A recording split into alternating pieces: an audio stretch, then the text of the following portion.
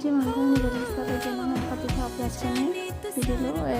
কাটি থোৱা জলকীয়া, মিঠাতেল, একেবাৰে নিমখ, হালধি দি আদা নহৰু বটাও দিলোঁ। দি পেলাই মাংসৰ মছলা, চিকেন মছলা আৰু ৰেড চিলি দি মাংসখিনি একেবাৰে সানি ল'ম। সেয়া মাংসখিনি পূৰা সানি লৈছোঁ একেবাৰে। এতিয়া সানি লৈ ঢাকনখন মাৰি দিলোঁ। এতিয়া কেৰাহীটোত সানি লোৱা মাংসখিনি দি দিলোঁ। দি পেলাই এতিয়া লাৰি আছোঁ ভাল কৰি গোটেইখিনি একেবাৰে লাৰি ল'ম। তাৰে লগত একেলগে আলুখিনি দি দিলোঁ। মাংস আলু একেবাৰে সিজি যাব। তেলখিনি ভালকৈ লাৰি ঢাকনখিনি দি পেলাই গুচাই চালোঁ। এতিয়া আৰু গোটেইখিনি লাৰি চালোঁ। মাংস অলপ সিজিয়ে আছে, আলুটো সিজা নাই, কিন্তু দুইটা হৈ আছে। এতিয়া ভাল কৰি লাৰি চালোঁ। এতিয়া বিলাহী এটা কাটি থোৱা আছিল, সেইখিনি দি দিলোঁ আৰু ভাল কৰি লাৰি দিলোঁ।